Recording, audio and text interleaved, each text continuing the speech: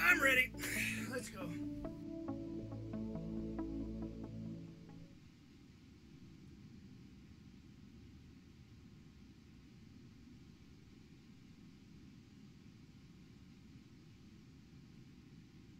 All right, I am back, and hopefully everything is working. George, voice audio okay now as well?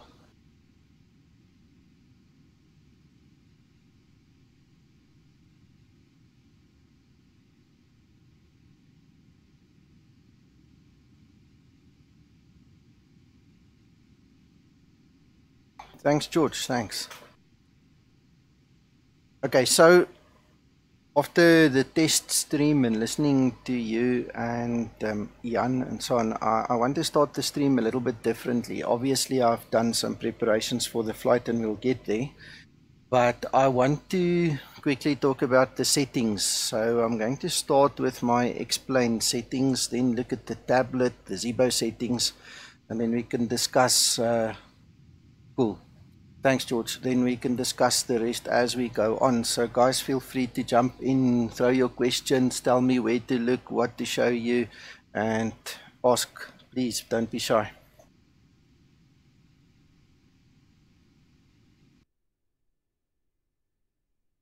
Okay, so this is my sound settings, and this is where the situation came about this morning, where I had to do a lot of testing and test streams and stuff. When I fly the Flight Factor A320, this is like absolutely overpowering. I just cannot cope with the noise. The stream sounds awful, and I literally have to move this slider for exterior and interior about there, so that there's any kind of decency in the chat and in my voice and in audio as such. So coming back to Zibo, I think this is where I had it, and so far so good. So as we go about, this will start to make a difference once we press the takeoff go around button and the engine starts pulling up to almost 100% N1.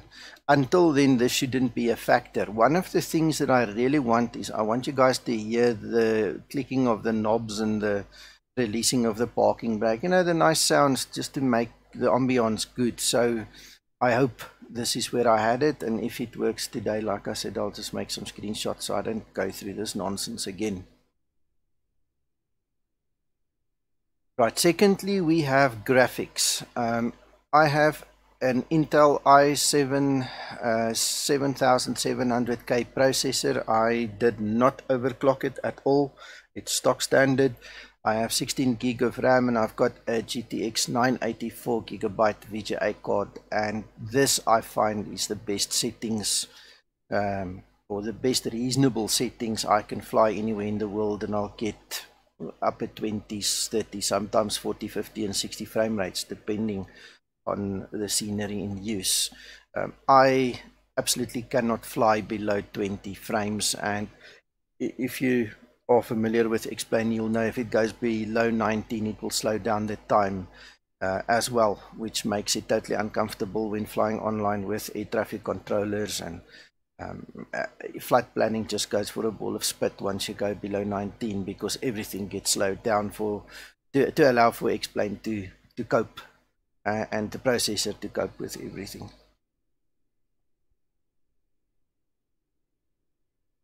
One of the things that I have experimented with is the slider, the anti-aliasing. This literally, just by moving one notch, doubles the amount of VRAM that is used. And I personally cannot see a difference between those two notches when I look at it with the naked eye. My scenery and the quality of the anti-aliasing, to me, there's no difference. I'm not sure if somebody's got better eyes than me and they can see it, but I can't see it. So for me, there's no point in using more VRAM and running the risk of running out of VRAM, getting a crash to desktop because of one or two notches in the slider. So that's perfect for me. Another thing which I'm not sure a lot of people are familiar with, but which really works like magic for me, is if we look at the profiles. I actually have a controller profile set for various different aircraft. So for my Zibos, the 738 and 739, I've got one set that does certain commands on certain keys or joystick usage. Then I've got a twin engine setup, a single engine. The Flight Factor 320 has got its own one, and then the helicopter on the 407.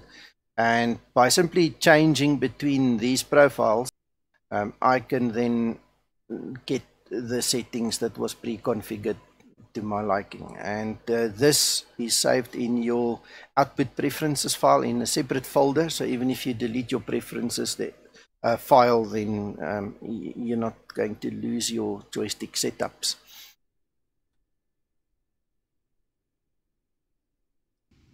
So that takes care of the Explain settings that I use. Inside of Explain, as a matter of interest, I do use Reshade.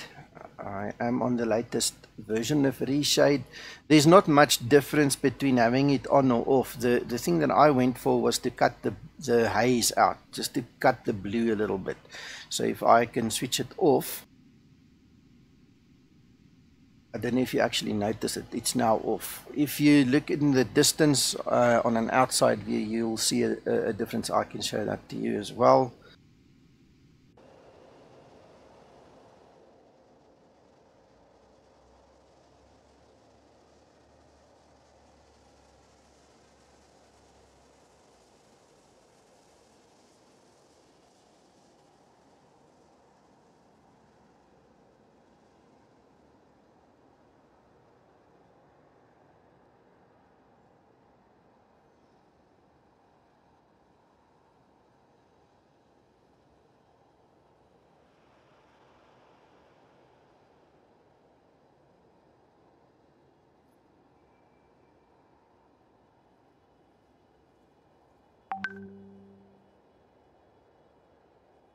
I use it like this, and then I've got a preset for the night setting as well.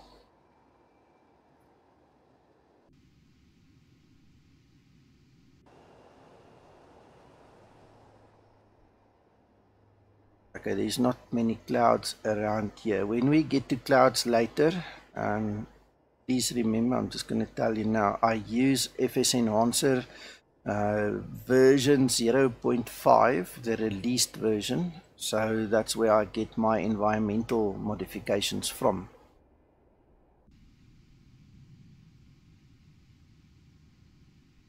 Oh, then there is something I want to show you. Not many people seem to know about this.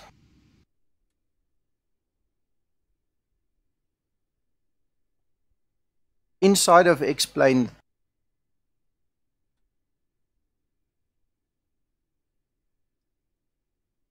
sorry, I had to click out. Oh goodness, hold on.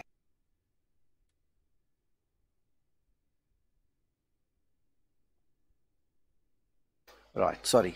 My Z key is my push to talk for the stream, so that's why it kept on flashing up there. Inside of Explain is a flashlight facility. If you look at my cockpit right now, it is very dark, and especially when you fly at night, the easiest way to get it would either be to switch on your night vision or to just switch on the flashlight. You've got two options. You can have a red flashlight or a white flashlight. My one is set up to be white, and I use a shortcut key of F.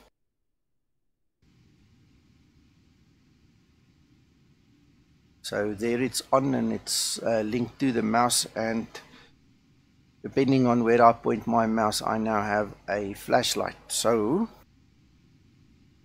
at night when I'm looking for my battery and my light switches and stuff, it's easy enough. I just press F and I get a flashlight.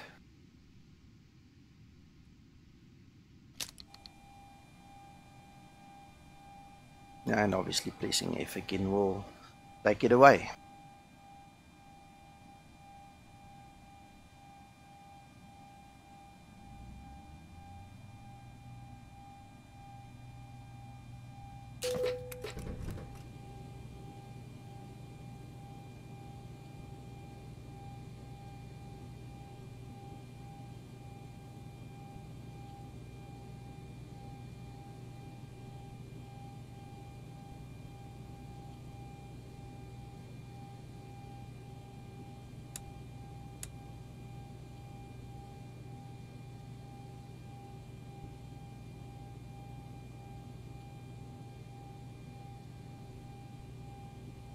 Okay, so that takes care of the basics. We're on ground power, the chocks are set.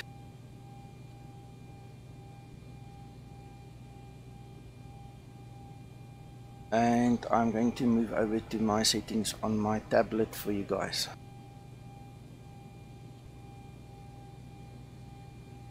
One of the most important things to realize right now is that these settings are now saved per livery. So you can have a certain setup for the American Airlines using their setup, and then for the European ones and for our South African ones all separately. Everything is saved per livery, so remember that. Okay, I love to have the fuel gauge as an over-under setup. It looks like this.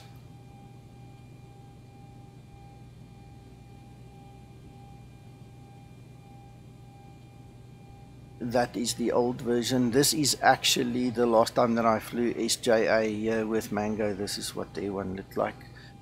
I just like the other one.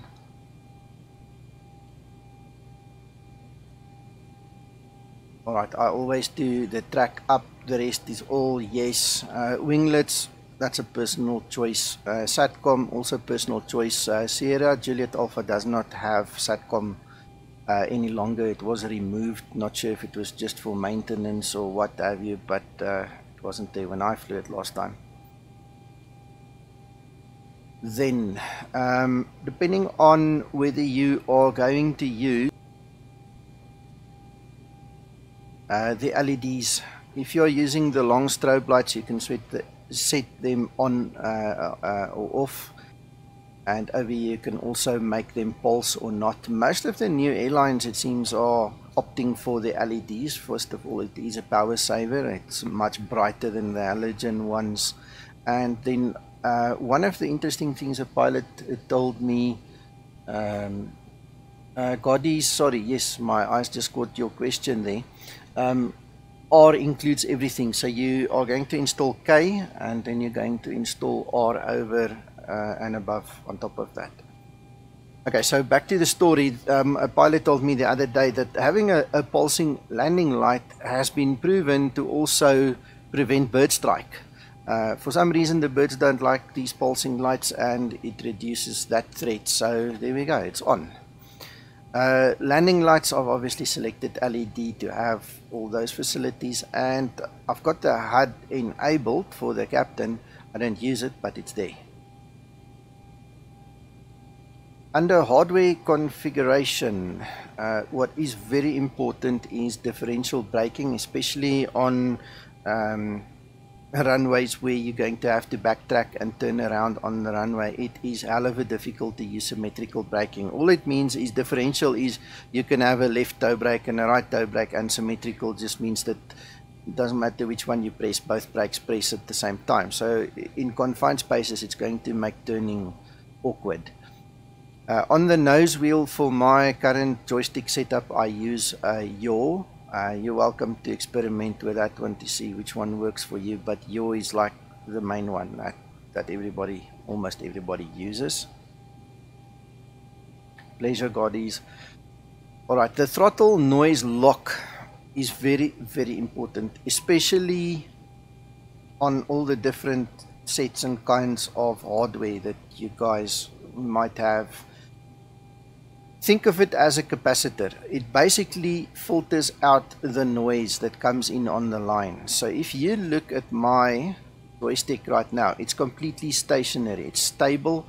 It's not flickering around. It's not jumping. It's not doing anything. There's no click, click, click sound. Now, I'm not sure if it's going to do it now, but let's try.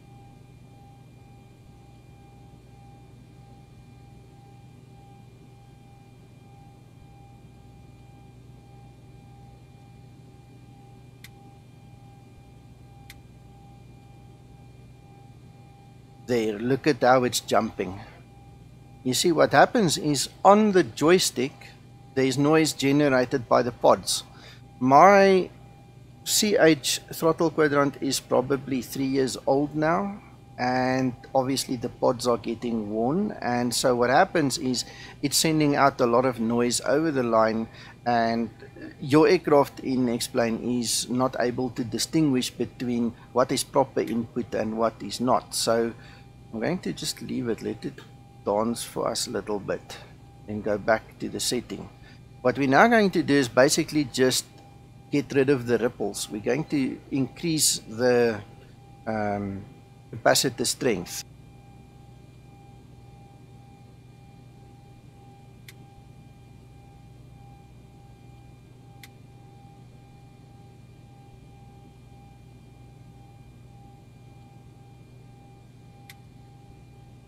Okay, that's strange. It's supposed to take it immediately.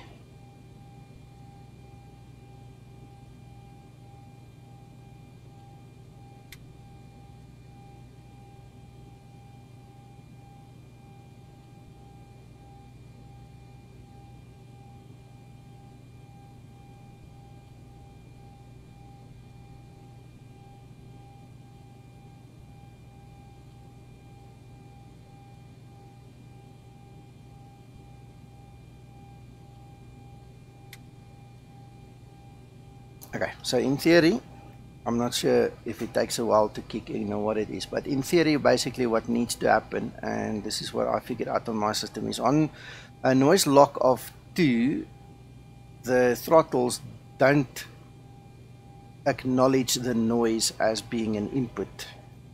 Effectively, it's like turning up a screw. You're tightening the screw, and making it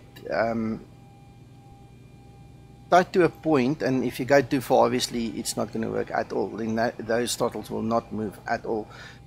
It's just giving you leverage against all the ripples, and it's going to prevent noise from executing commands. Okay, so it's better, but it's not 100%. I suppose I can sit here for another couple of minutes. It's not important. You guys can play on your own now. Throttle noise lock is very important. That is a personal setting per machine. You're going to have to figure out your best value for your system to get to a point where there isn't any noise that's going to make the aircraft do things that it's not supposed to do because of a noisy pod on your controller. So it's stable enough for me. I'm just going to leave it at 2. As the thing wears down, I'll increase it again. Alright, so parking brake remove chocks, that is on. It's very important. I've actually spoken to quite a few guys that have forgotten they switch on the chocks. So this is just a fail safe. Mine's always on in case I forget myself to remove them. Alright, in terms of the realism settings, I like to have things set to real, but for the purposes of the streams, it's impossible to sit and wait and waste time for 7 minutes, sometimes 12 minutes to align the IRS. So I've just put everything on short and made sure it is conducive to a good stream, really. I don't use pause at top of descent. That is something that you can use if you have to leave your flight simulator. Basically all it's going to do is when it gets to the top of descent point, it's going to pause the simulator and give you a chance to come back from wherever you are and take control of the aircraft and land the aircraft.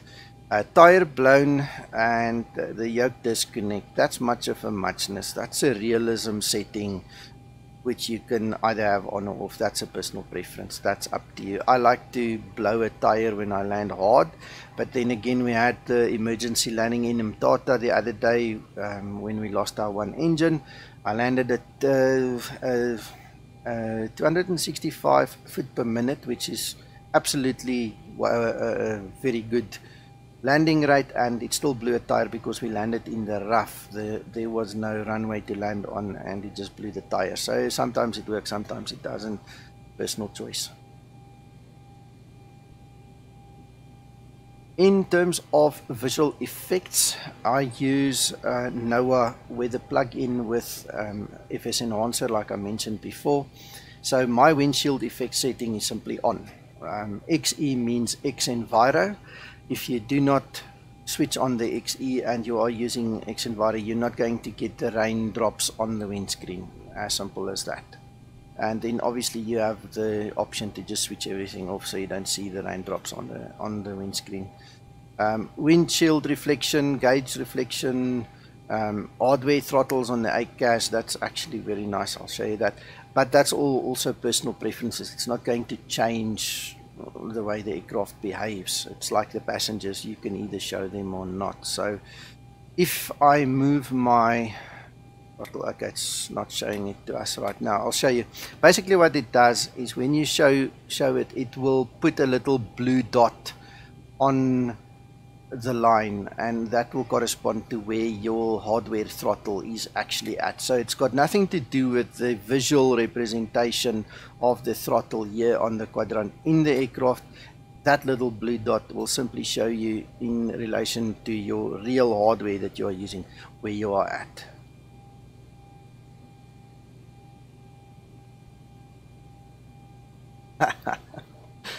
God is, yeah, orthos, good stuff. Alright, this is where the difference is going to matter, whether you fly for a South African carrier, a European carrier, or an American carrier. Depending on the carrier, you're going to select pounds or kilograms, inches or hectopascal. This is something that you'll have to work out for yourself, what you feel comfortable with and what your carrier requires. Your SOP will have all the information telling you what you need. Standard operating procedures between aircraft and between airlines differ, so this is also much of a muchness. Alright, one thing that I do like and appreciate is the setting where we can sync the QNH and the minimums with the captain. I don't have the slightest desire to go to this side of the cockpit, fiddle with gauges, when I can simply do everything from the side. So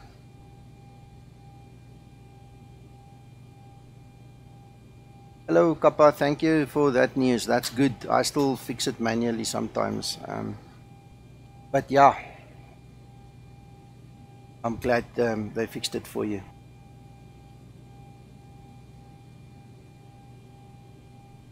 Alright, on the audio features, this is also much of a muchness. Something that does matter to me personally is the wing light to announce takeoff. That is a very neat mapping to have, just to get the ambience in the aircraft ready, and when I actually activate the wing light, the command gets put through to the cabin to prepare for takeoff. So that's just nice to have for me. I have never changed anything in this volume page. You guys are welcome to also customize that for you. And under calibration, I do not use a variable resisting pod to set up flaps or anything, but these are for the guys that have got more levers and pods that want to use a lever for flaps instead of a button. So you guys can play with this. Then some more settings. Under the PA settings, we can actually select different airline sets. There are generic ones, and then there are certain airlines. There is United, American, Ryanair, to name but a few. There is no South African one yet. Hopefully one day. Who knows? I've just selected option number 12. You can scroll through them and play them and see which one suits you best. Right, then most importantly, you have to go to page 2 from the main menu.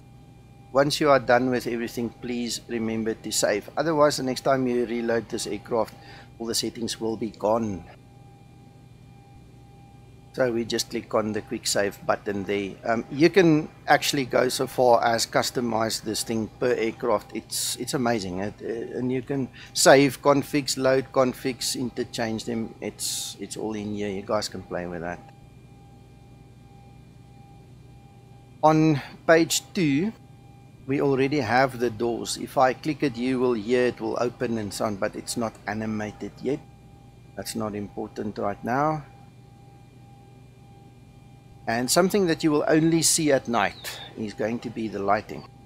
If you go to this page and you click on any one of these lines, it's going to change the lighting in the cabin. So right now it's on bright white. I'm not sure if we're going to see this right now. Let's just try.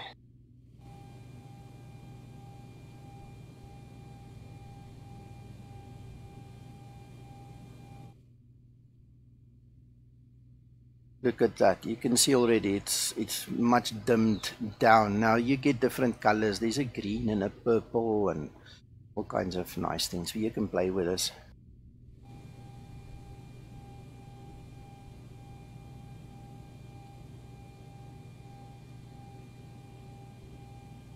Alright, then let me show you a couple of other things that might be of interest. When you click on the question mark, you will get the release version of the Zibo that you have. This works for the 738, 800, well, the 738 and the 739. So it's there, that's where you get that one.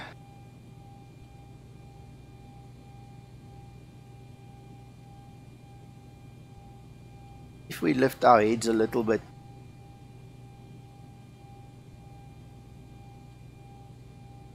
you can find a neat little checklist over here. It's very much abbreviated. It's not nearly as elaborate as the one that I created and so on, but it's there. And once you're done with it, you can just click on stow.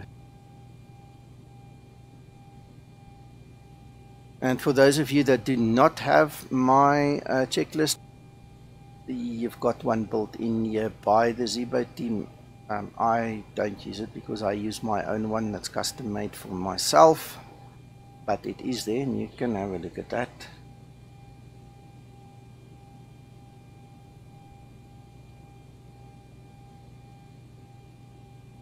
Okay, this little light switch helps a lot. It's like your light to read the maps. It's this little light over there.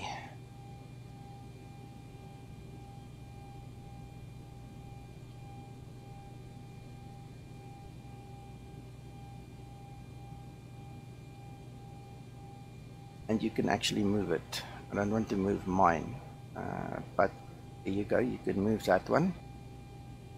And another little, call it an Easter egg that I found the other day, which I didn't realize, is if you get your little arrow over there,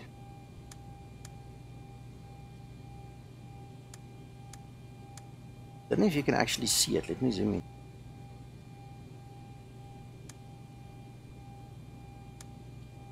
It actually switches the light on for the compass.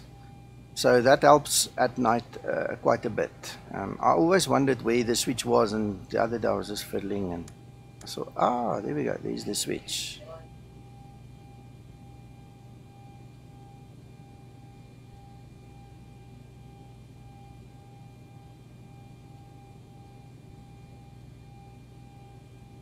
What else can I show you guys before we get going? Do you guys have questions?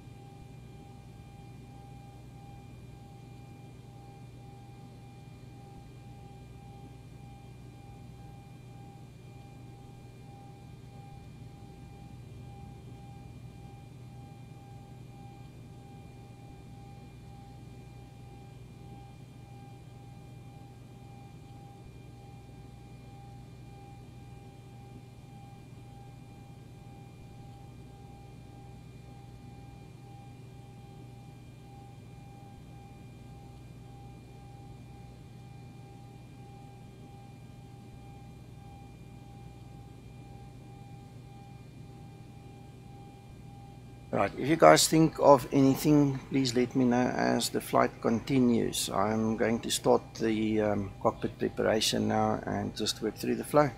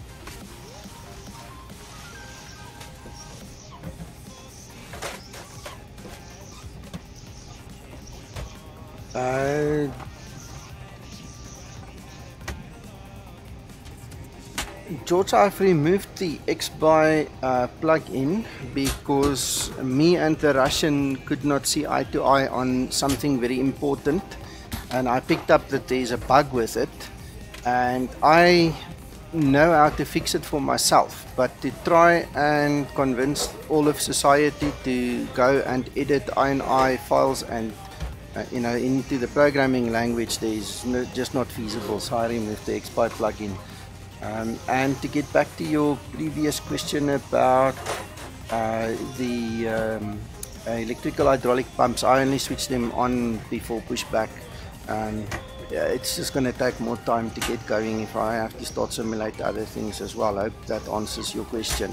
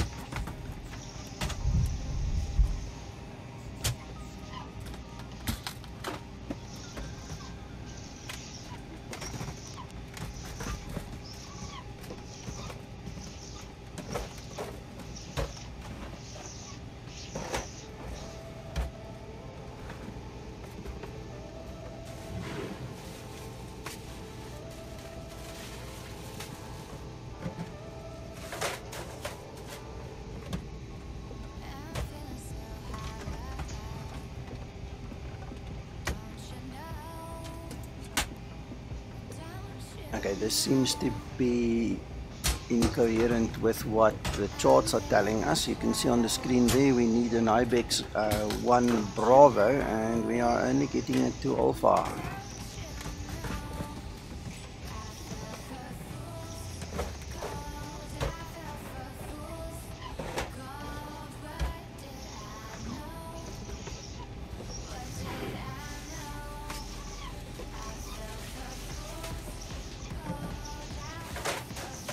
Got it, sorry, my mistake, there it is.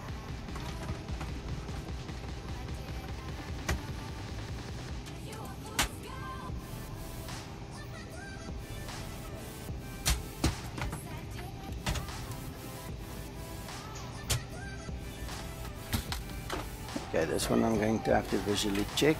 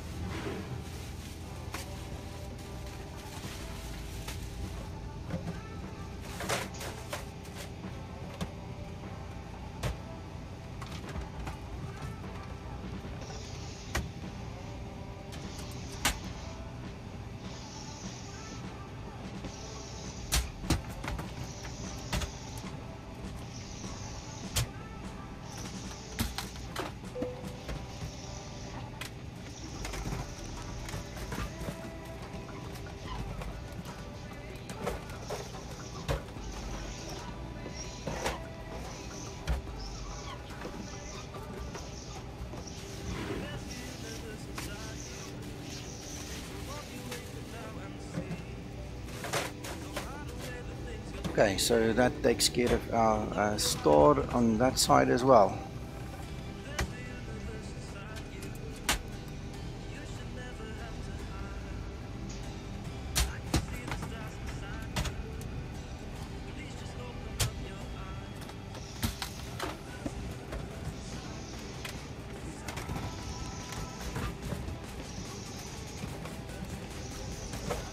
I suppose we have to check the SID as well, eh?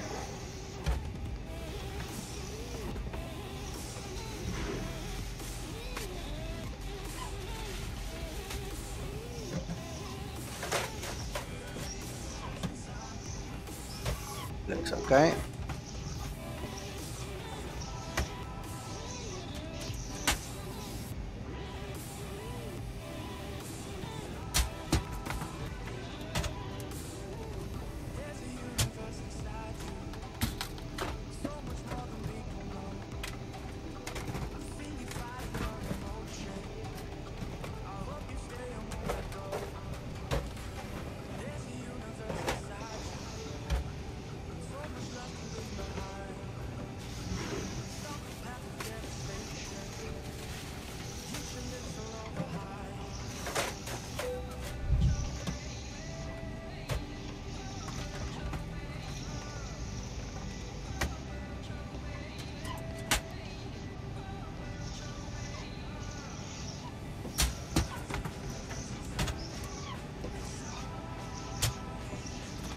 And all of the information I've just entered comes from the OFP created by SimBrief, so it's a question of just getting the right value and throwing it in the right place.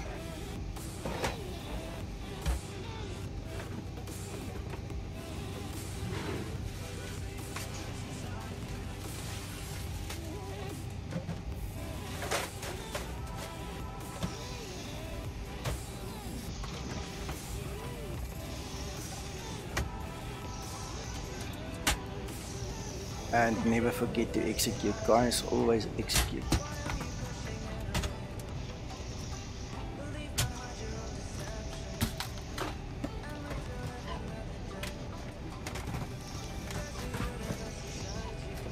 Okay, I want to quickly just kill the music.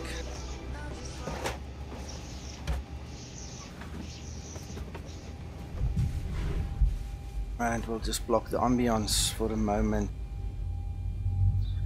Guys, this page is like the be-all and end-all of the performance of the aircraft during takeoff.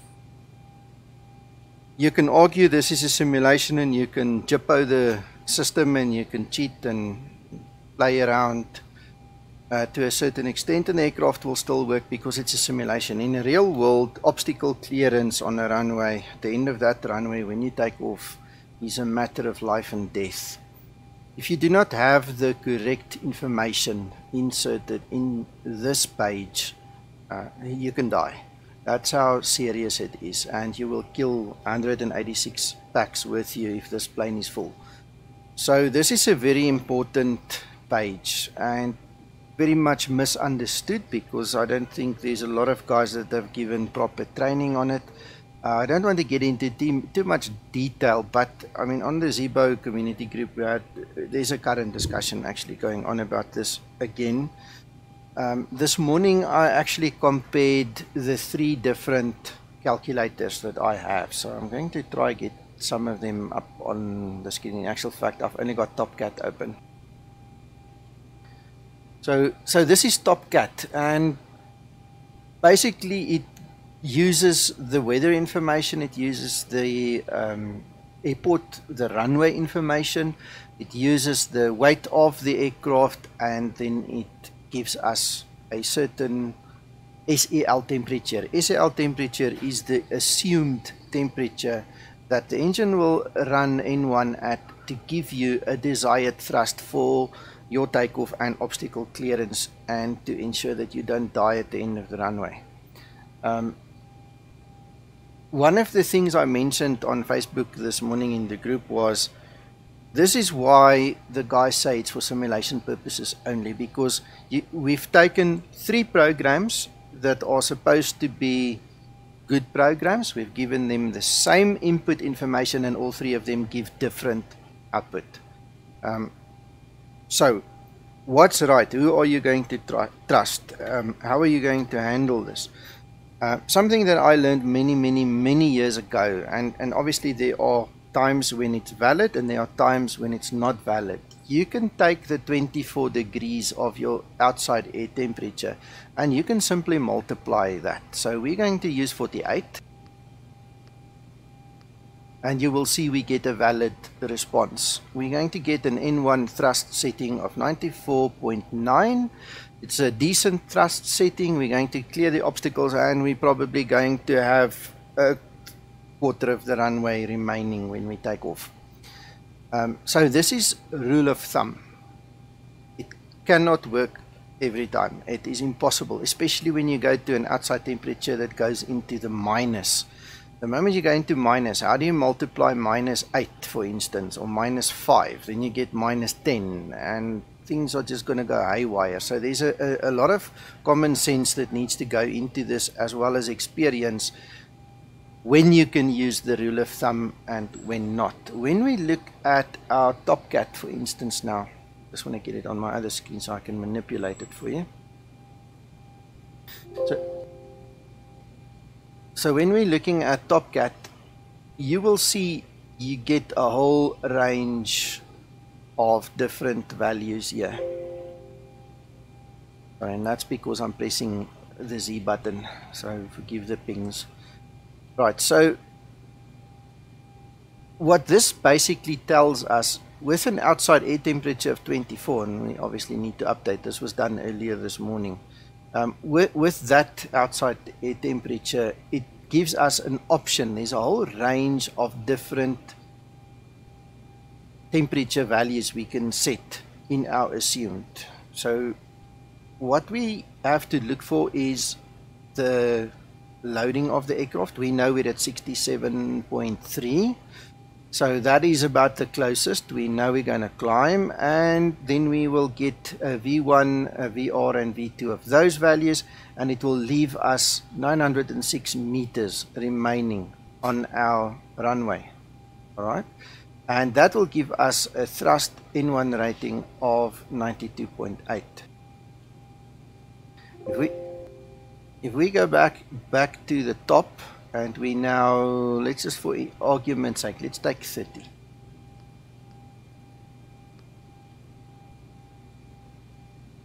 You will clearly see there's a discrepancy. Now we're sitting in the Zibo with 99.9, and in Top Cat we've got 96. But let's quickly just update. Get the newest weather. Alright, so now we can calculate again. Sorry, then we can at least compare apples with apples. So Zibo says with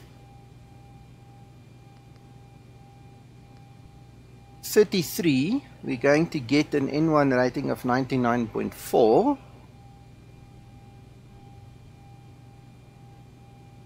And Top Cat says we're going to get 98.1. So obviously there's a discrepancy. So if you want to get, what's the right way of saying this in English now? If you want to get to the nitty-gritty and you want to split hairs, then there isn't a flight sim calculator available today that's going to match Zibo, because Zibo has got his own values. You can try this with PMDG, you can try it with any other manufacturer that you can think of. When those guys program these planes, they have a certain FCOM they work according to. They have certain values they get from the level D sim that they copy. They get certain values, but it's like a very personal thing. It's just not going to give you a complete balance. What you see on the one screen is just not going to be on the other screen. So instead of splitting hairs, I think what we just need to do is use this as a guide. This is just a guide. I mean, that will work, but that's going to burn the engine, because that's like almost 100%. So let's go back.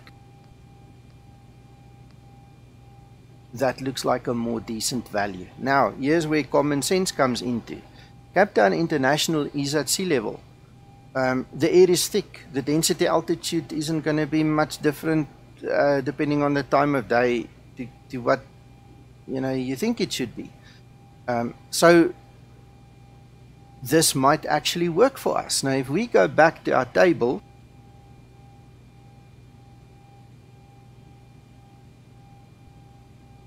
and we look at the 48 degrees, it tells us we're going to have 1,000 meters left on our runway, according to this calculation. It's very possible. I think personally, anything at sea level above 92% is a good N1 rating, anything like that. So for our purposes here today, I'm literally going to now guess.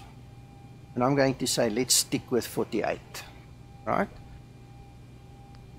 Let me just try 36 quick. Yeah, that will also work, but that's going to give you so much thrust, you're probably going to take off in half the runway, right? So let's go back to 48 and stay there. Alright, so no matter whether you use TopCat, no matter whether you use QSIM Planner or Toper, they each have their own little idea of what is right, but it's not necessarily going to match the aircraft. So a certain amount of experience and common sense is going to be needed to work this out. Obviously, if you go into 60 plus on the SAL value, you're looking for trouble, because that's going to give you a thrust rating of maybe 87 or 88. And depending on where that runway is and the atmospheric conditions, you're just not going to take off. So that's common sense. Don't go there. If you go below 30, it'll probably just give you a bunch of dashes, because that's also going to burn out the engine, so they're not going to allow that. So anywhere from 30 to 60 is a guess. And if you want to use a tool like this to work it out, be my guest, but don't split hairs about it, because you're not going to match the Zibo or the PMDG or any other flight sim aircraft to the T. It will never match, because the guys that develop on the one side of the world did not have access to the information the guys on the other side of the world have. And that's about it. All I can say about it is just don't split hairs. Just enjoy the simulation. As long as it works, it works. In the real world, it's a different story. You'll die if you get it incorrectly. So let's leave it at that.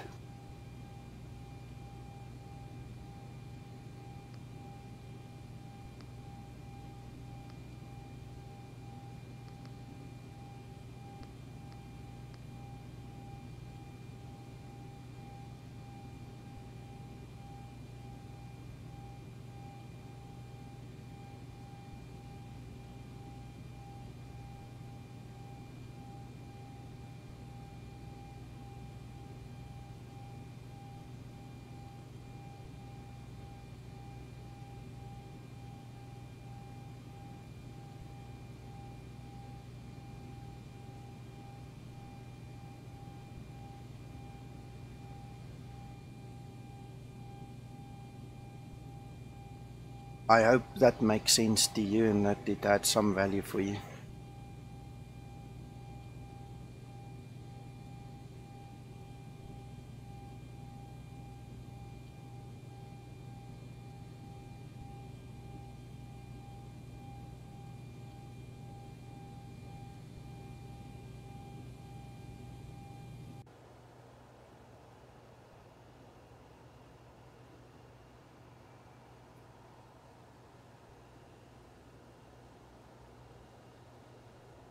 Round to cockpit, plan acknowledged.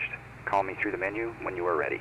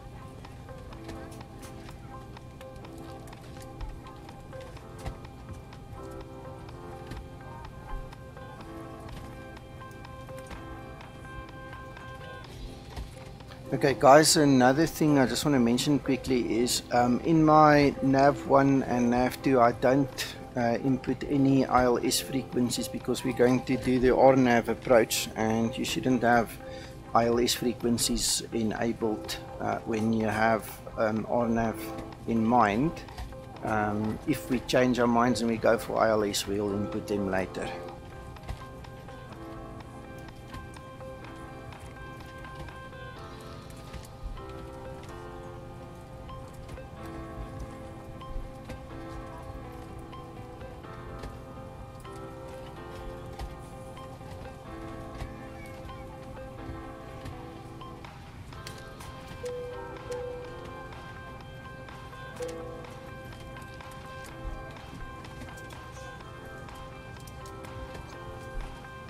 Ladies and gentlemen, you'll see the seatbelt lights flash on and off.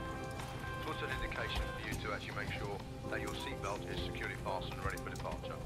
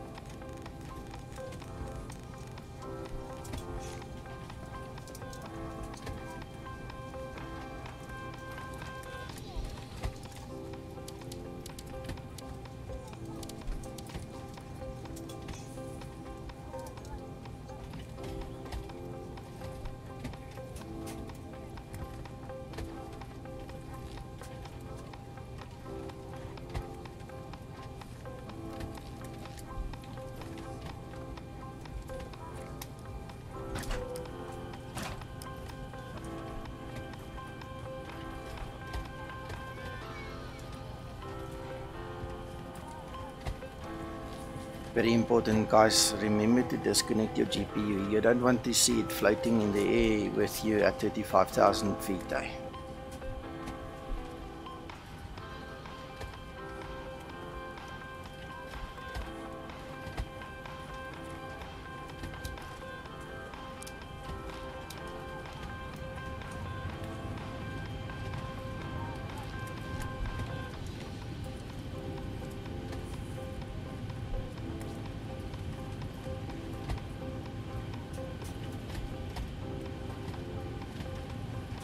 Ladies and gentlemen from the flight deck, this is your captain speaking. On behalf of all the crew, welcome on board this flight. We expect to be departing on schedule today, and weather en route is looking pretty smooth. Shortly, the cabin crew will be showing you a safety demonstration. This is for your safety and for those around you, so please give them your full attention. Once again, you're all very welcome on board.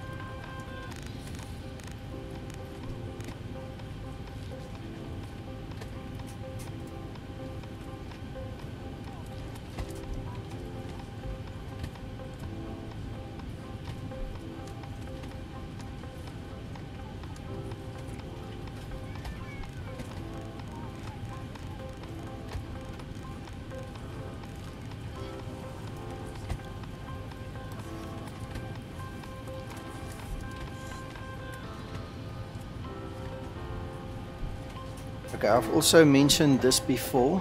I always select VNAV and LNAV when I'm in this position. If those two green lights do not come on, then there's a 99% chance that I programmed the FMC incorrectly or I forgot to switch on the FD for the Copilot side. So that's just a test for me and it works, and I'm happy with that.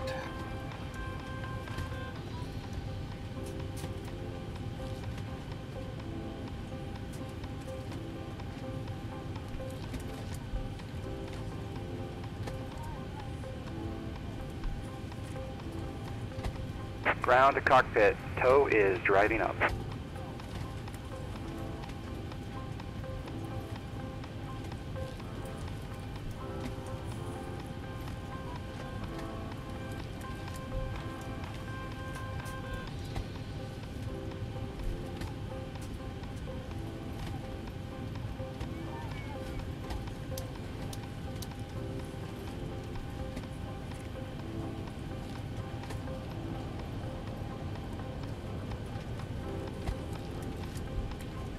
Here you go, George. This is where I switch my electrical hydraulic pumps on.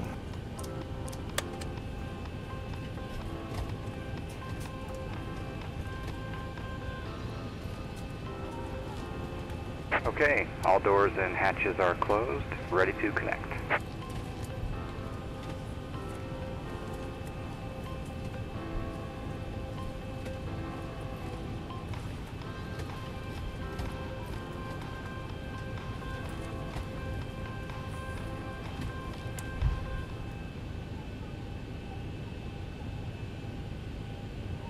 Ladies and gentlemen, a mobile phone and tablet are permitted to use for the whole duration of the flight in airplane or flight mode.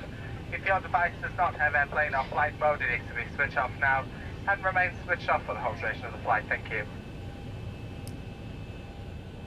Alright, we've got everyone strapped in.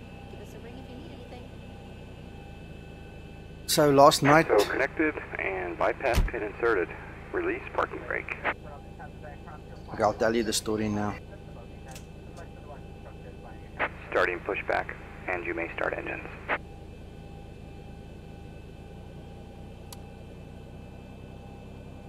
Last night while I was streaming on Twitch, the Zibo official test pilot actually joined me on stream there, and I clean forgot to switch the packs off and the engines started and he PM'd me quickly and he said, that's a bug, we better log that one. So guys, it seems that they're going to have to fix that, because you're not supposed to be able to start the engines when the packs are on. They need to be in the off position. So he picked that up, and I obviously felt a bit silly because I made such a stupid basic mistake while the boss was looking, eh?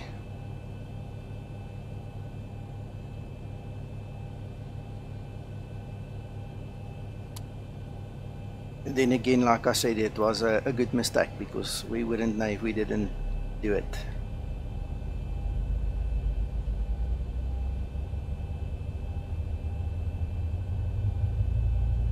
Yeah, George, when the captain came into the stream, I clean forgot I had a checklist. It was like I was all thumbs all of a sudden. It took me a minute to settle.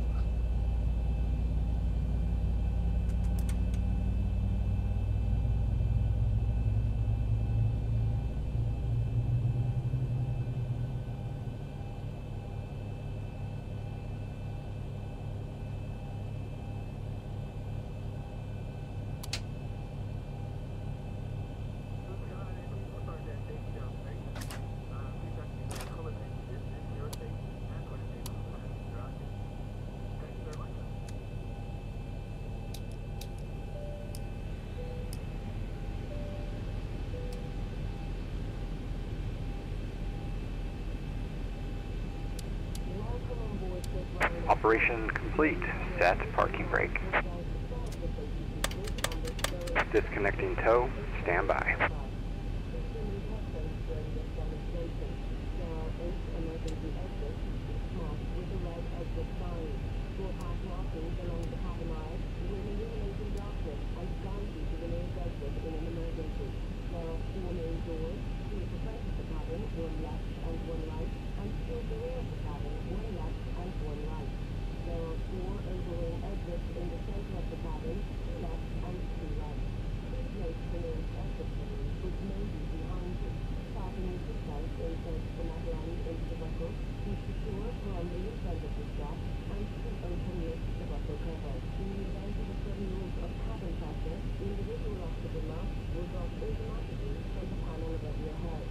Tow is disconnected and bypass pin has been removed. Hand signal will be on the left. We'll see you next time. Have a safe flight.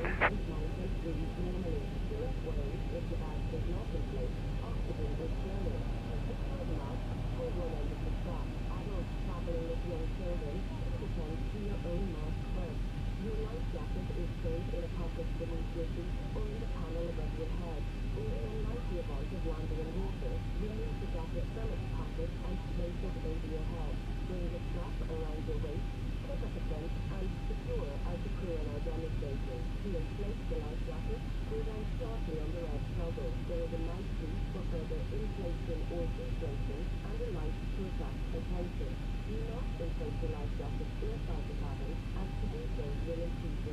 The other day when I bought the Flight Factor A320, I saw that I had enough points in my org account, so I actually bought this little utility.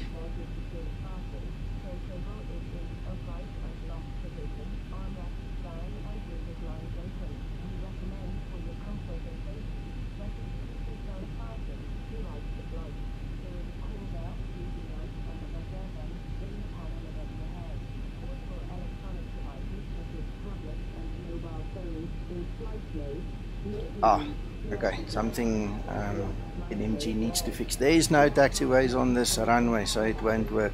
On this airport, sorry, so it won't work. But basically what this does is you can map out all the taxiways and go mark your runway, and then you can use this as a taxi tool to get to where you need to go.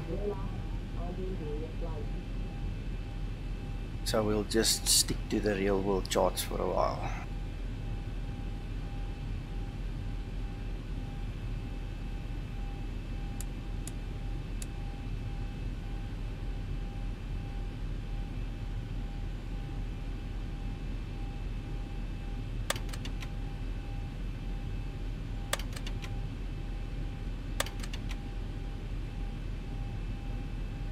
And I'm glad I checked the flaps there.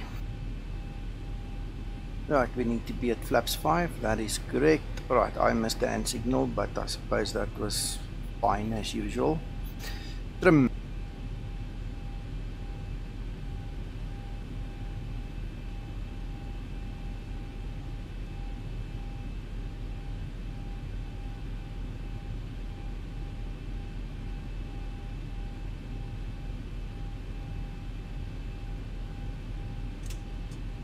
Let's go.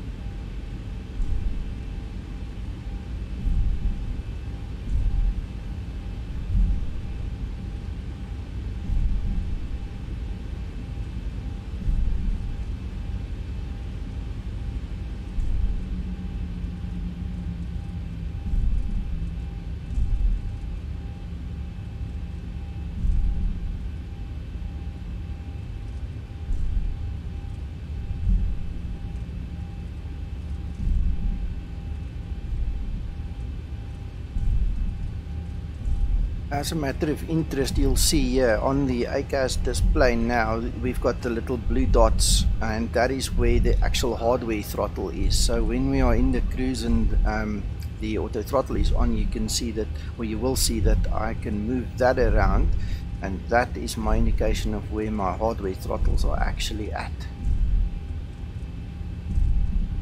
That's good, George.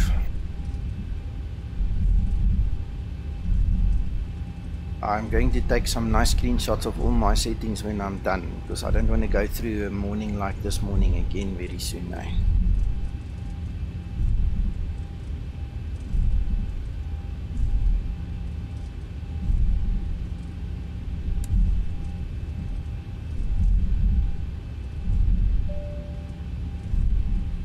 Approaching 1-6.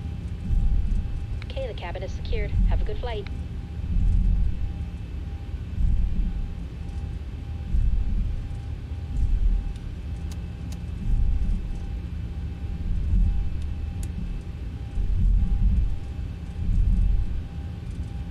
Approaching 19.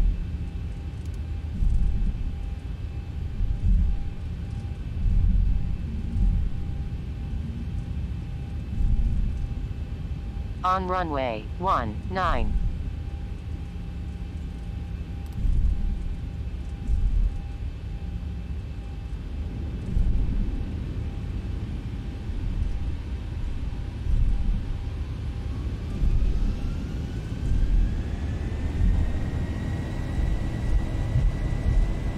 Yes, Jan, it is.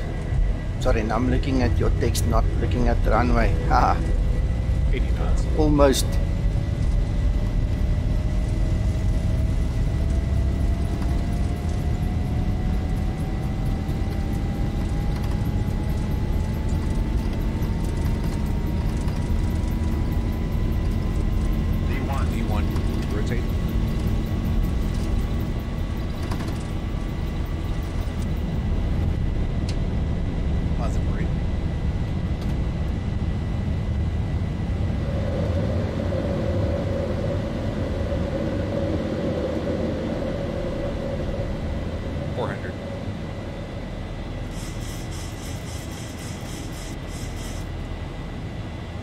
No worries. Jan, I'm supposed to be able to multitask. Don't worry about that.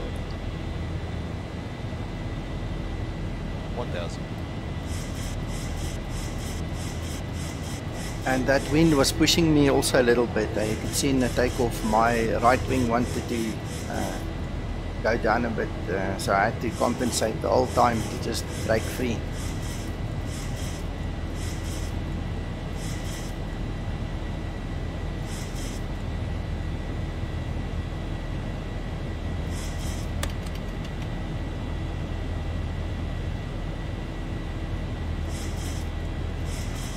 Jan, if it's AI, then just in your flight configuration, make sure that you switch the AI off. Delete them out of your AI settings in the flight configuration. If it's static aircraft, then you're going to have to ask Fritz or Nico to actually edit the airport with a wet editor and remove them if you don't know how to use the wet editor.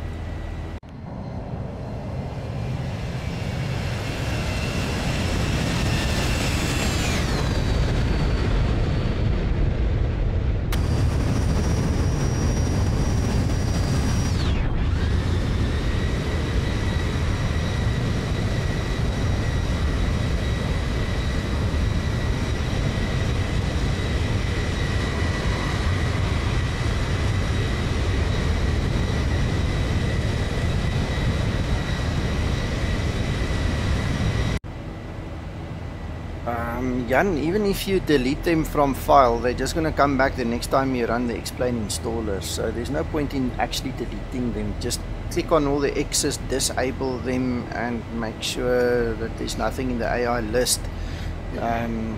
Other than that, like I said, it might be in the actual airport, so you can use wet editor, remove them, or just ask Nico to remove them for you. Cool. Thanks, George.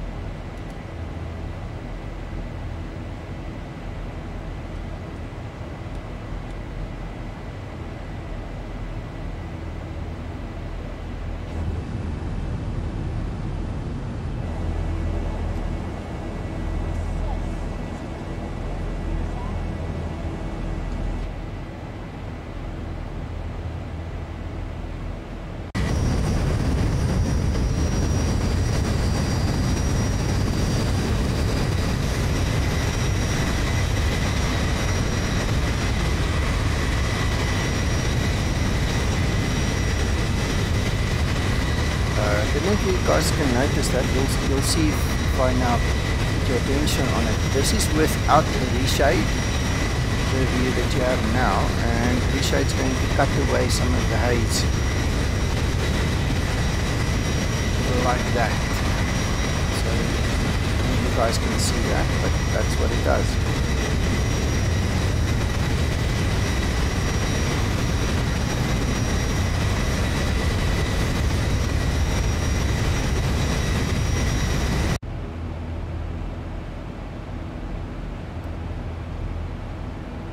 As always, George, always looking good down here in the Cape.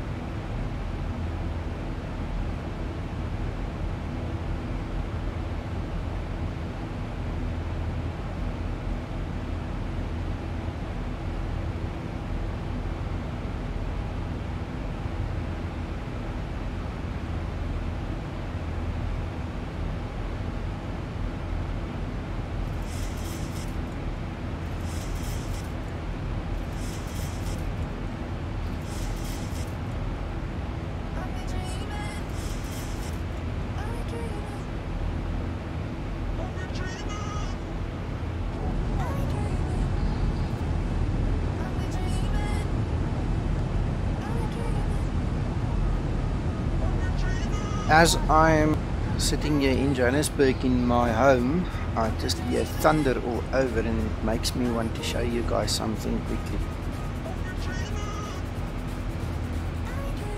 Just want to pass this waypoint.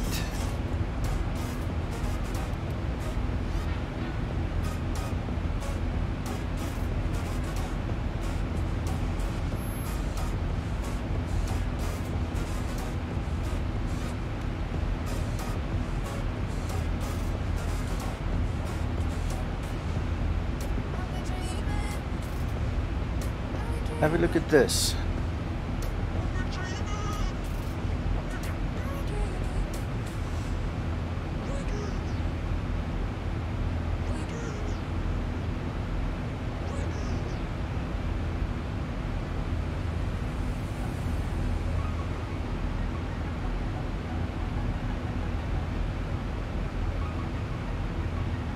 This is windy.com.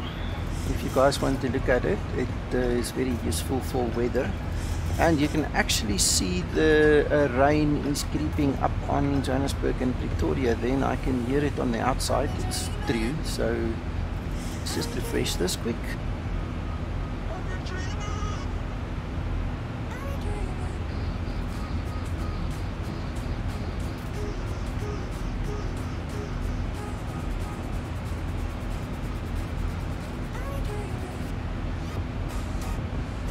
How's that for a nice little tool to check the meters and to check the weather, eh?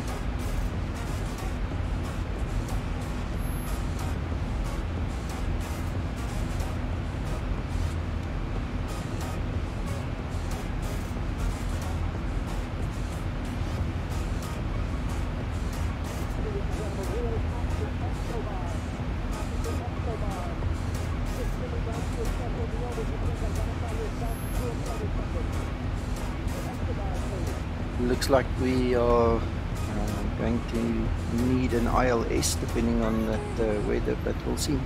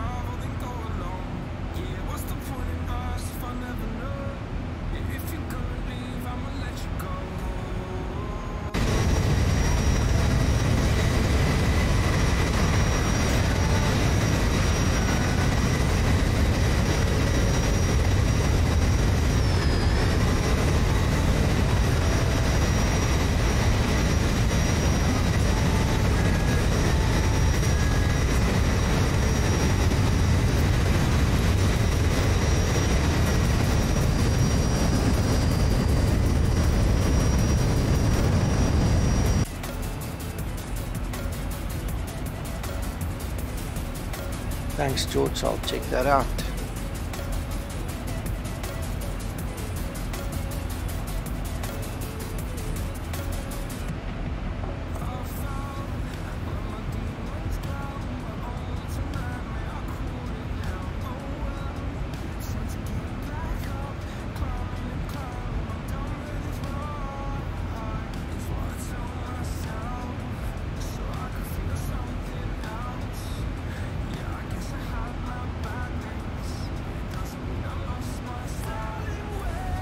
I'll share this with Andre because he's Norwegian.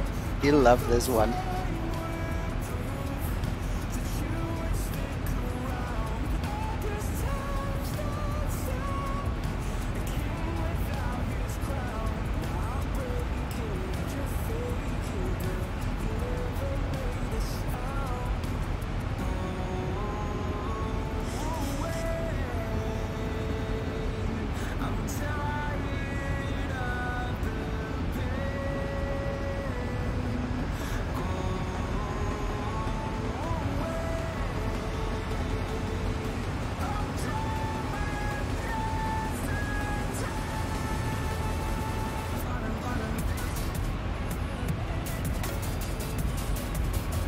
Bit of turbulence coming up here.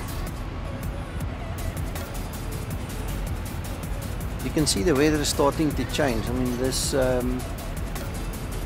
rain is getting very close now. If I look at this windy.com. George, do you know where Slangrivier is?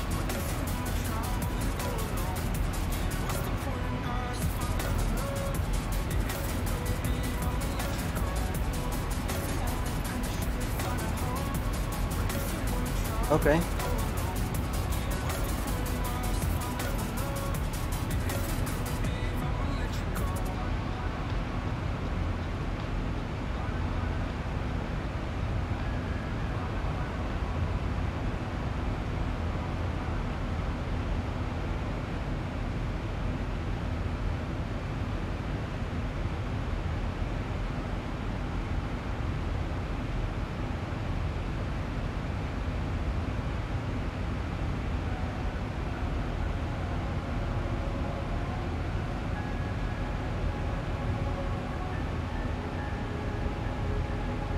It looks like it's obviously this side of Knysna and George, so it's close probably to where we are now, but it's on the coast and the rain is already there. So if you look at the atmospheric conditions from the cockpit now, I might just want to switch on the heaters. So that could also be part of it, but we'll see now. If it's not the heaters, then that rain is getting close, because on windy.com it shows that the rain is already here very, very close on our right hand side. So we'll check now. Maybe it's just me being an idiot and not switching on that heater, but it looks kind of cool.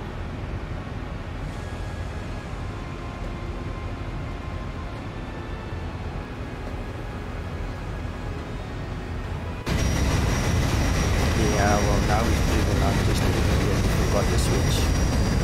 Or fall.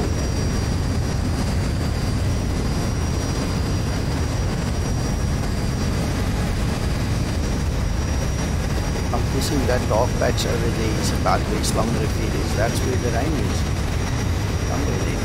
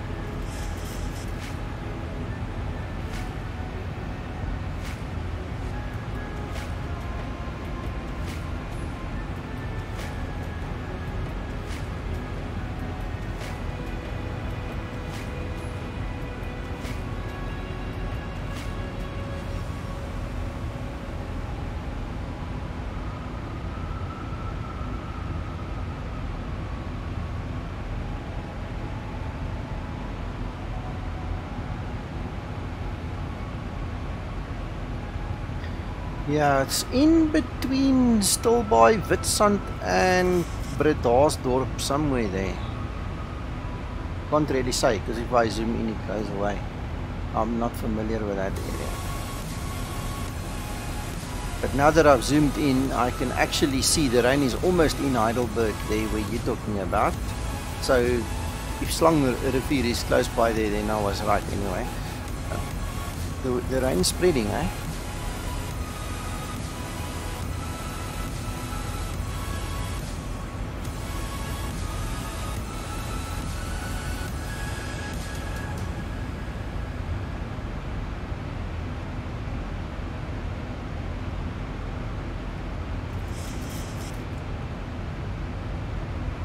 I wonder how long it's going to take for the windshield heater to actually clear this fogginess now.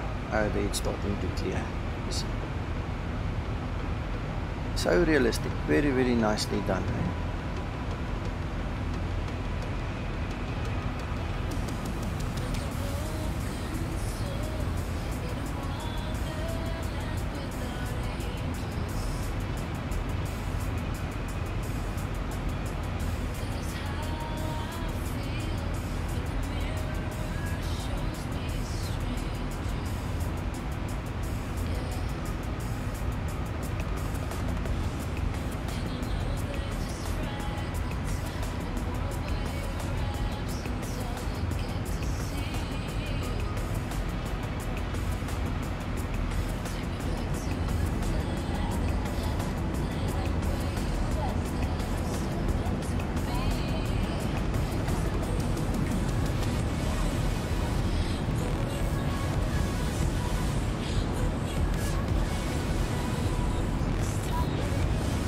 That looks nice, eh? Look at those ridges and the detail in that scene. That's awesome.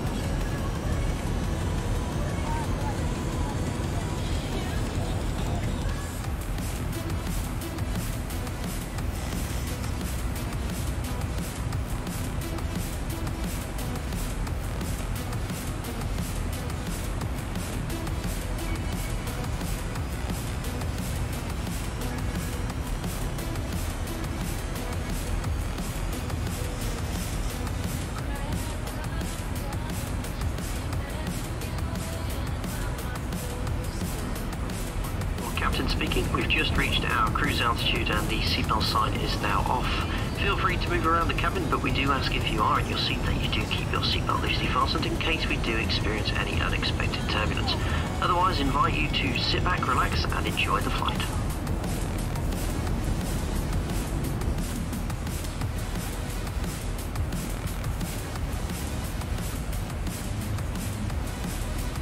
Well guys, this is the boring bit, because now we're just going to cruise for another hour and a bit before we start our descent, and feel free to chat with me please to take away the boredom. Yeah, that shimmer effect is very nice, hey George?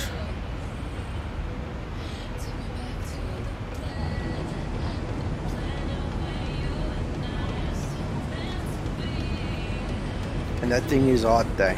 I mean, when we got up and did the walk around around SJA the other day, that thing was glowing red, and we were on the ground, backs were disembarking already, and it was hot for a long time.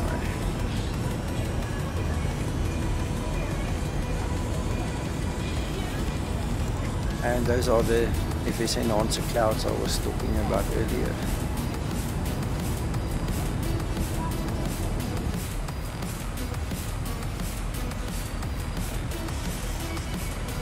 Right, so in the real world it's just started raining at my house, so I hope we still get some rain when we land. That will just make it nice and neat.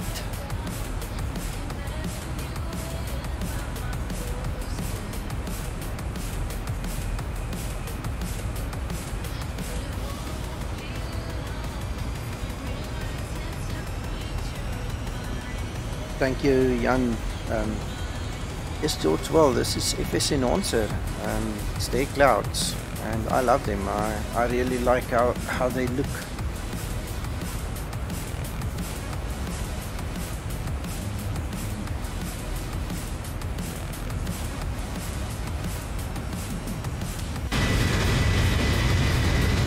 one thing that I have noticed with these clouds is that there isn't really a performance impact on my system, number one, and you can have the whole view covered with clouds and still no degradation whatsoever in performance on the PC, no FPS loss, nothing. It really works very nice.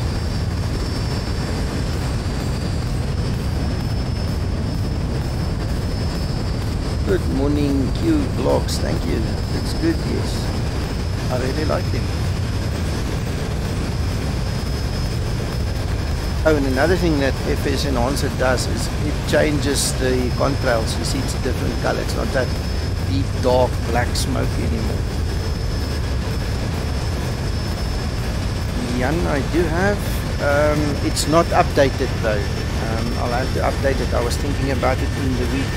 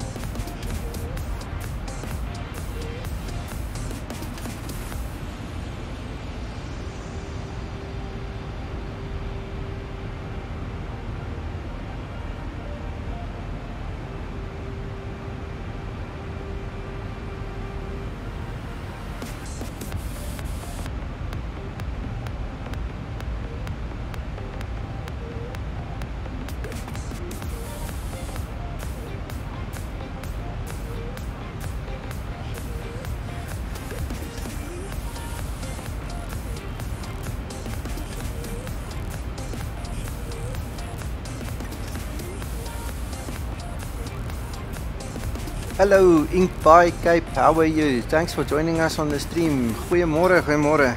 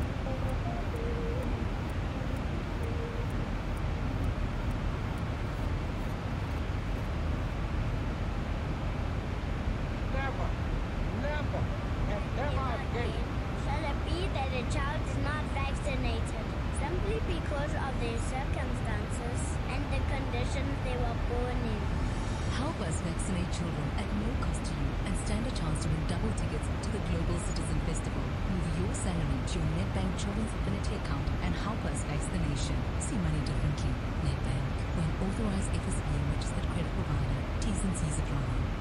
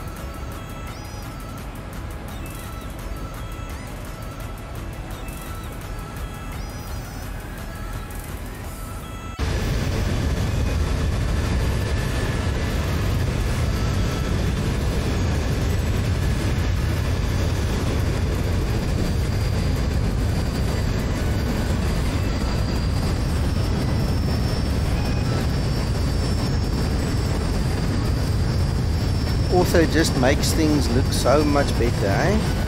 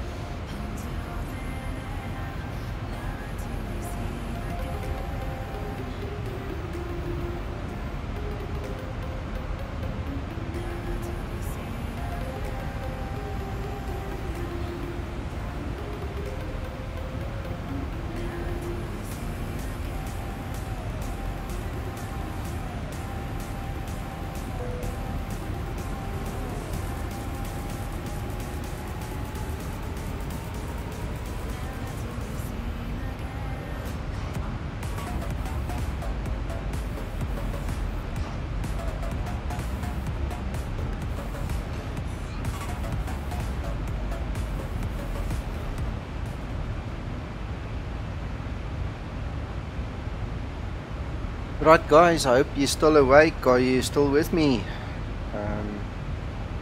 We're going to start our descent soon and we should be on the ground in about 40 minutes plus minus.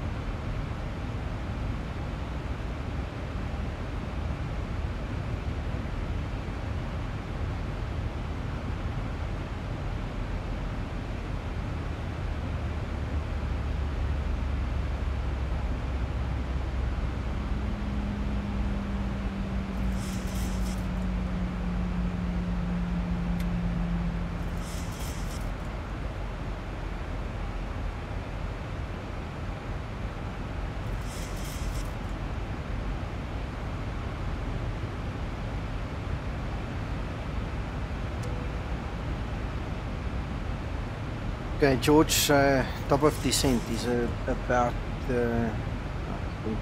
10-15 miles from us. Let's just zoom in. Just about 11 nauticals. We're going to start the descent soon, so buckle up, let's get there.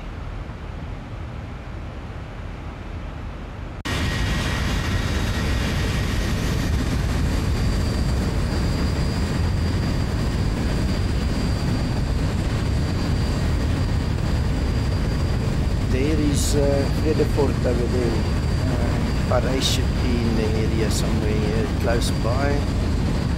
usually start out as Cynthia by Paris and Frederick out.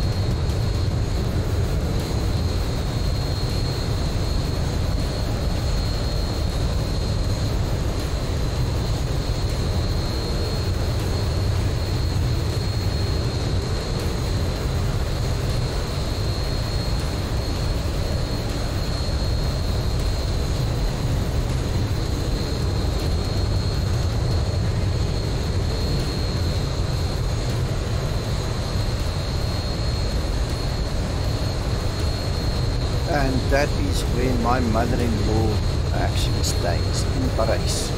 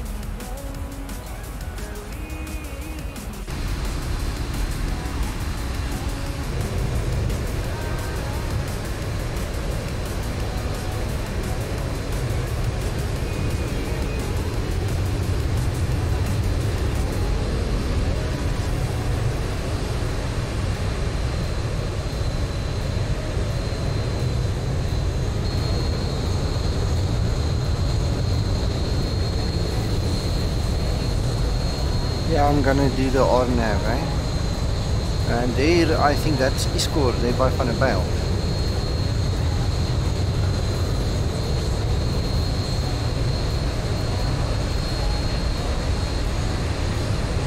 I hope.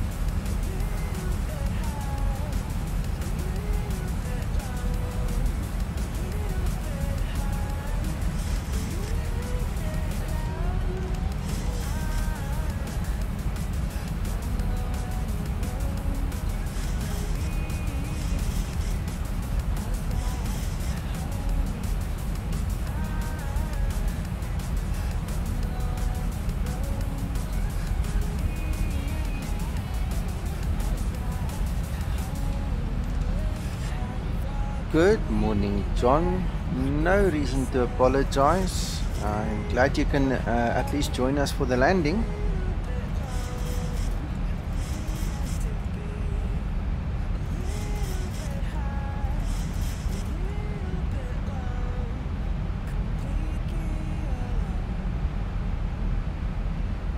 I'm about to land in Johannesburg and we flew up from Cape Town, so we had about an hour of quite a bit of boringness, but at least now we're getting busy again and it's almost time to land.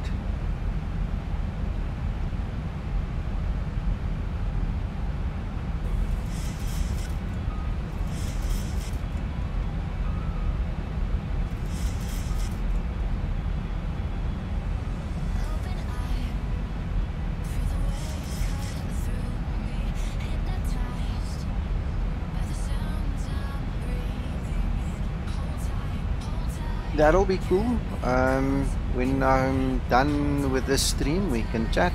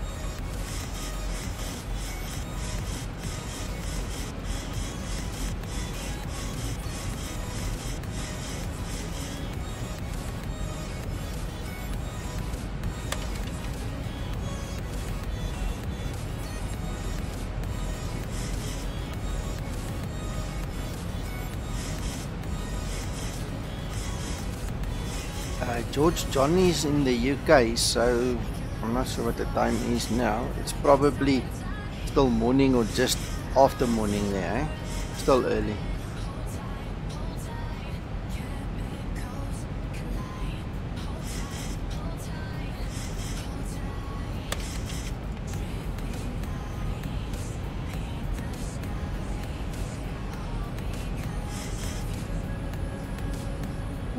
just into the mid-eye, just.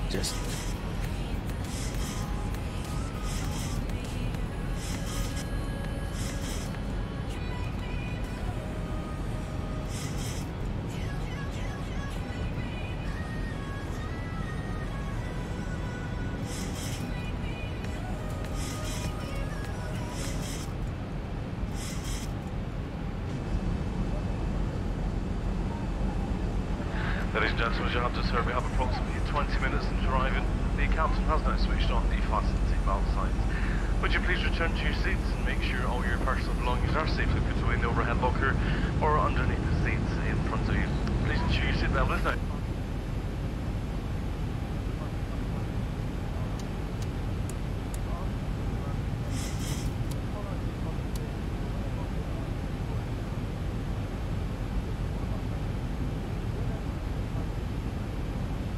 And we have the field in sight.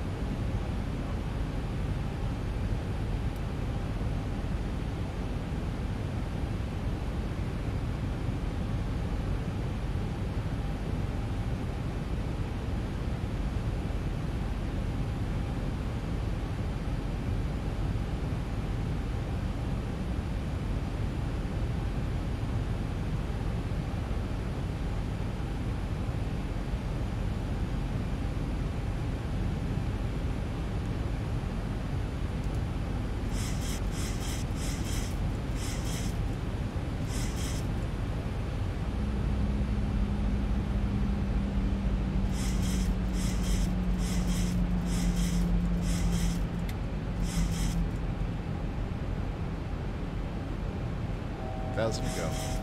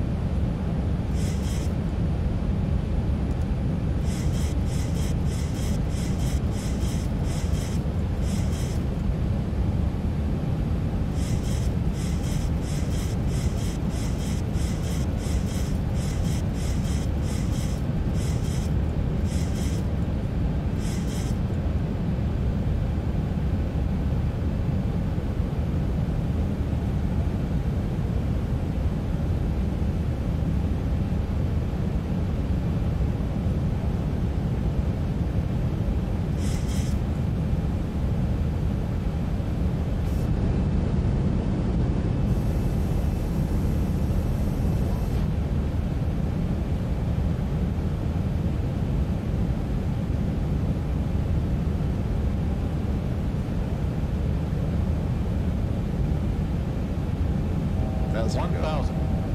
1,000 feet, stabilize, Mr. Birch, altitude 7.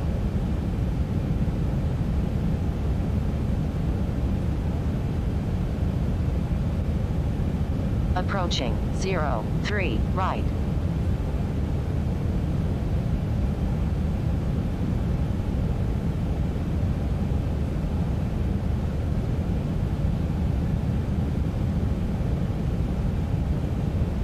Approaching minimums 500. Minimums 400. Landing.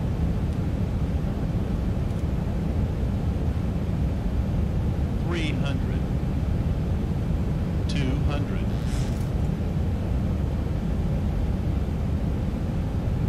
100. 50. 40. 30. 20. 10.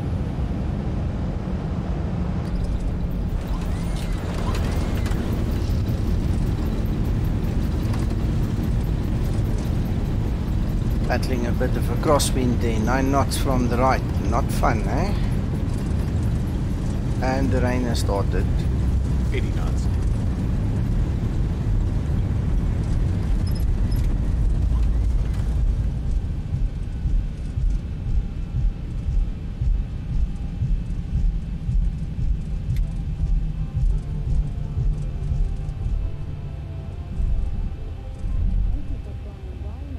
Thank you, thanks John.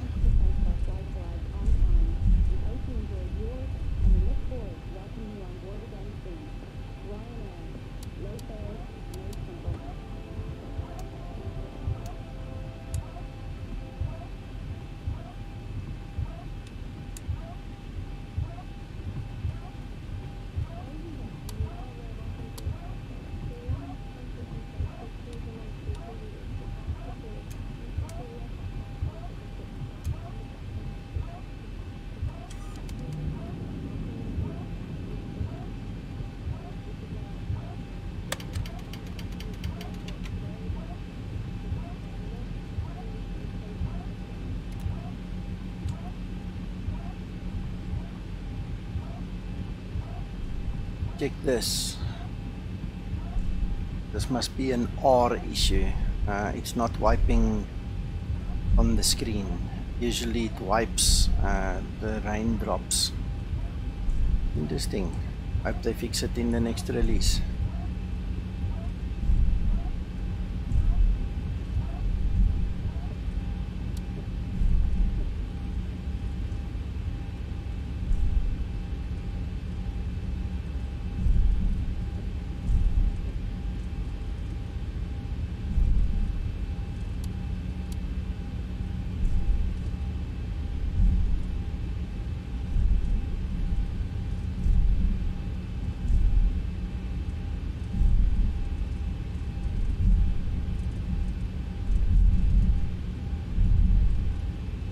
Okay, so after I have parked, I am going to try at least once to get a replay.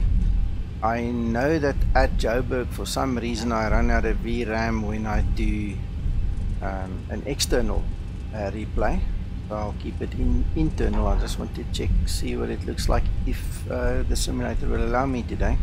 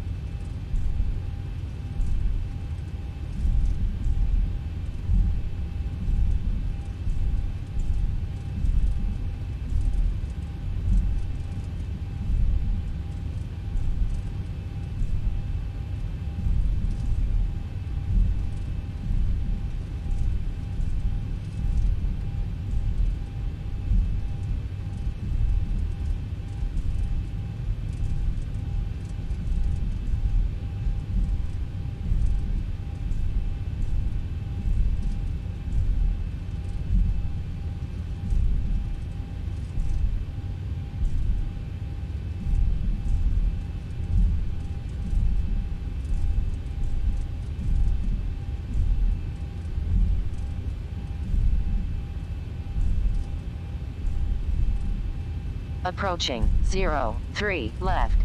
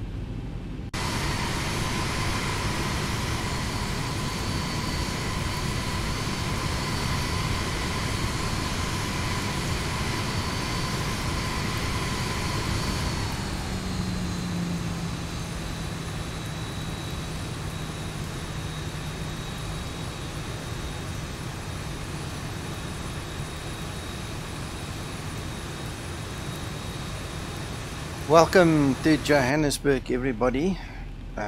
Seems like it is raining a little bit.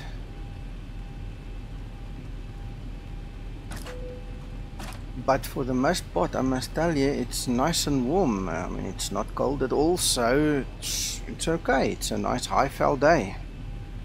Thank you for joining me on the stream, guys. And like I said, I wanted to do well, at least attempt a replay. Let's see if that works, and then I'll end the stream thereafter.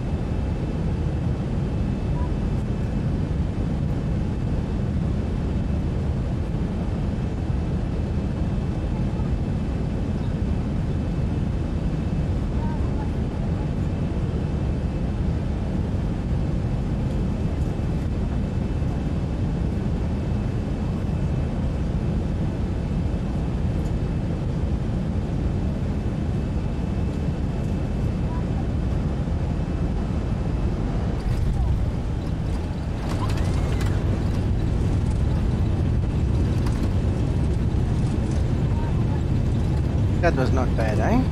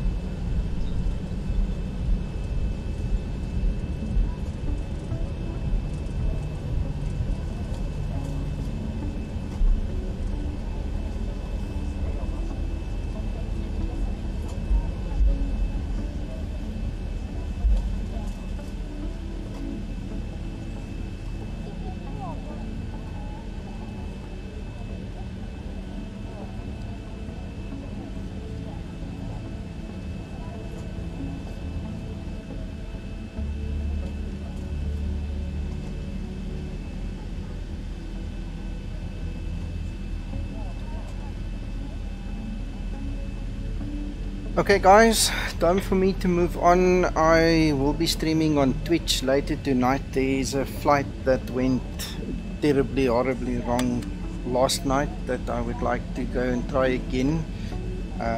When I closed my Spotify, it killed X-Plane on finals, and I really want to go and do that flight again. So if you're looking for me, I'll be on Twitch later this evening.